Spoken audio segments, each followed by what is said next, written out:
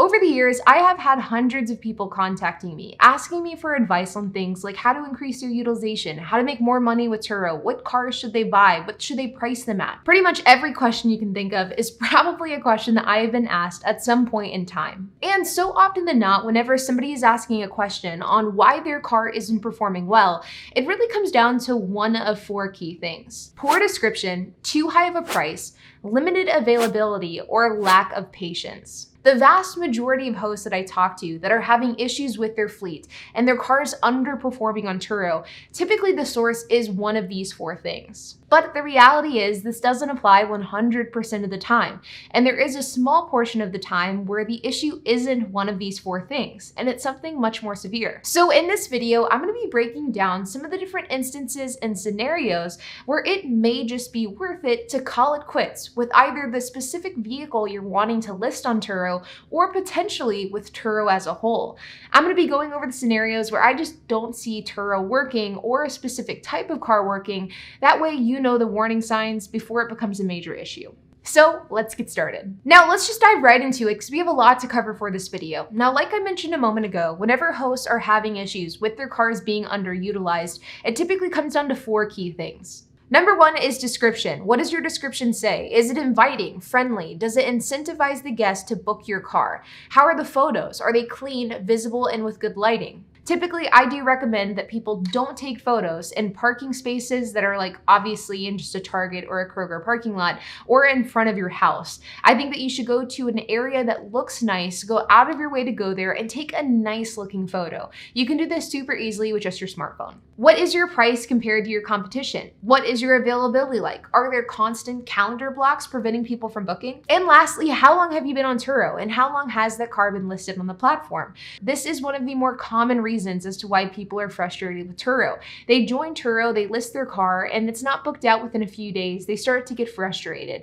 But the reality is there is patience at play. You have to make sure to be patient and to let Turo do its job and to push your vehicle out there. And in order for that to happen, you have to make sure that these other three pieces are in line and are worked out as well. If you follow these four pieces of advice and everything checks out correctly, chances are your car is going to gain traction and it's going to get booked out. It just might take some time. But there are some times that even once you address these four core problems, your car may still not be worth having on the Turo platform. And it may just be a better idea to call it quits altogether, either with that specific vehicle or with Turo as a whole. And that's exactly what I want to address today.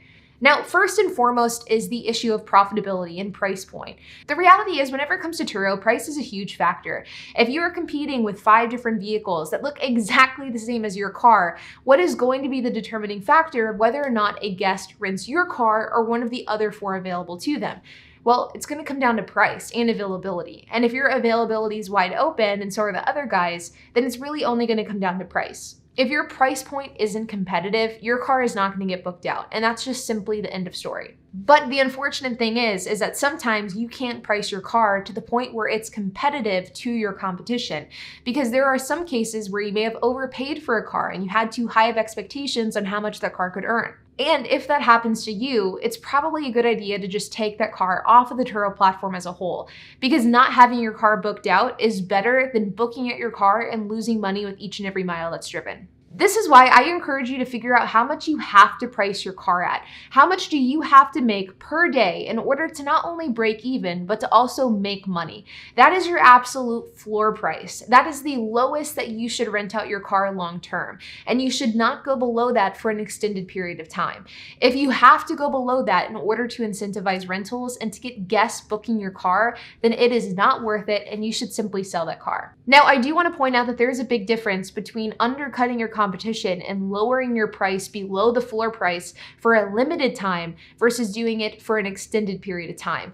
If you have to lower your price to below your floor price for a short period of time just to get the ball rolling, that is totally okay. But if you're having to do it every single day of the week in order to compete, then it's simply not worth it. At the end of the day, Turo isn't a hobby, it's a business, and it should be treated accordingly. And so if you cannot rent your car out and make a profit while doing it, then it's just not worth it. Next is cars that are bringing down your entire fleet. Cars that either maybe are a bit more run down than you would like. They're having issues, they're not reliable. Whatever the case is, if you notice notice that a car is having issue after issue after issue and it's impacting the guest experience, this is a car that you should take off the platform and simply sell. I actually had this problem with my Ford Fusion a few years ago. I had a 2011 Ford Fusion that I really liked, and it was a high performer on Turo. It was consistently getting booked out. But by the end of its career on Turo, it was constantly having issues, and it was getting 2-star, 3-star, 4-star reviews very consistently. It was affecting the rest of my fleet, it was affecting my profile as a host, and it just was no longer worth it.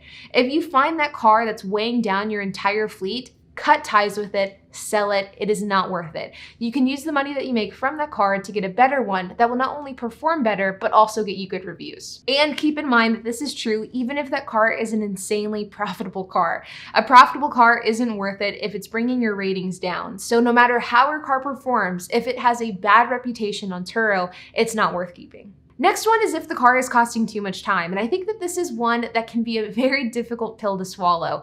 I was actually recently talking to a car sharing host that had over 72 cars, and he was telling me that his minivans do extremely well on car sharing platforms. They're consistently booked out. But despite this, he is selling all of his minivans. And the reason for this is that he says that minivans are just too time consuming to clean, check in, and check out. While a normal car may take him 10, 15, 20 minutes to clean between rentals, a minivan was taking him between an hour to an hour and a half every single time. This is because minivans are much larger, they typically have kids in them, which means they're probably a bit dirtier. Vans are also very weird as they have so many nooks, crannies, and crevices, and as a result, a van was taking him 3 to 5 times longer to clean than a normal everyday car. He just simply deemed it that it was no longer worth it, it was too time intensive, and as a result, he sold off all of his minivans, despite the fact that they were high performers on paper. Whenever you're running a business or a side hustle or you're an entrepreneur, oftentimes your time initially gets put on the back burner. You're willing to work extra hours in order to make money and in order to grow and scale your hustle.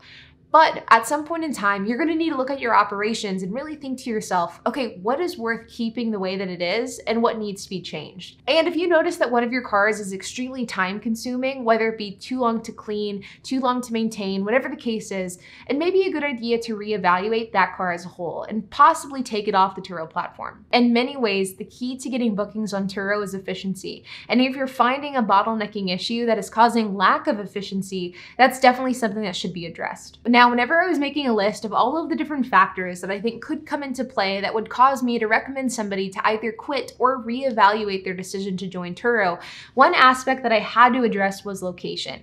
You see, location in many ways is an aspect of Turo that will definitely have an impact on how successful you are. But I also think that this is something that many people get wrong. And I think people believe that you have to be either close to an airport or in a major city to do well on Turo. And this just isn't always the case. Sure, there are certain types of cities and certain types of areas that aren't conducive with starting a car sharing fleet. But that doesn't mean that you have to be at an airport or in a downtown location. You can do extremely well with Turo by just locating your cars in the suburbs. People in the suburbs have to drive as well, and being able to accommodate to that audience has huge value. I guess what I'm trying to say with this point is that if you're somebody that's struggling to gain traction on Turo, I wouldn't automatically blame location for that, and I would reevaluate some of the other factors that I've discussed in this video. And honestly, the best way to see if location is the factor at play with why you're not performing well on Turo is to simply go on to Turo and see what other cars are located in your direct area. See if those cars have any trips. If they do have trips, then the issue isn't with your location, it's probably with you. But if they don't have any trips, and that's a good indicator that something might be at play here and you may need to relocate your fleet. But in general, I would say location is a pretty uncommon root cause as to why people aren't getting the bookings that they expected. Now, the items that I've discussed here are all issues that could arise with your cars or with your fleet, where the solution isn't as simple as logging onto the computer and changing some settings. But the reality is these types of problems aren't the only types of problems that arise in car sharing, and sometimes the host is the actual problem. And there are some issues that do arise with car sharing and car sharing hosts where the solution may be to just quit altogether. And I see so many hosts complaining about how they're getting banned from Turo, how their car isn't getting rented out, how they're not making as much money as they thought that they would. And you would be so surprised at how often the root cause of this is simply just a host being a bad host. Hosts that don't give their guests 5 stars experiences, hosts that never have their cars available, and hosts that just don't provide a good vehicle for their their guest. And this is of course going to have a pretty heavy impact on your ability to run a profitable side hustle. At the end of the day, car sharing is a customer service-based business. It is in the hospitality industry, and not everyone is cut out for this type of business. You have to be extremely nice. You have to an extent, brown nose your guests. You have to make sure to go out of your way in order to provide a good experience. And this is something that absolutely can be done with low-end economy cars, but it is something that does take a lot of effort, and it's not always easy. At the end of the day, if customer service is something that you really struggle with, if it's very difficult for you to just swallow your own pride and do what the guest wants you to do and to do the right thing in order to make sure they have a good experience, Turo is something you're going to struggle with, and your career on Turo is going to be very short-lived. If Turo doesn't kick you off because of bad ratings, you're just not going to get any bookings because nobody's going to want to book with you. And let's face it, there are some people that are just not cut out for customer service-based businesses. And if you're one of those types of people, then Turo isn't for you. But with that being said, you guys, I hope that you enjoyed this video. If you have any questions, comments, if you have anything to add, I would love to hear it. So make sure to leave a comment down below. And while you guys are at it, make sure to hit the like button, hit that subscribe button, and hit the notification bell. And I'll see you guys in the next video.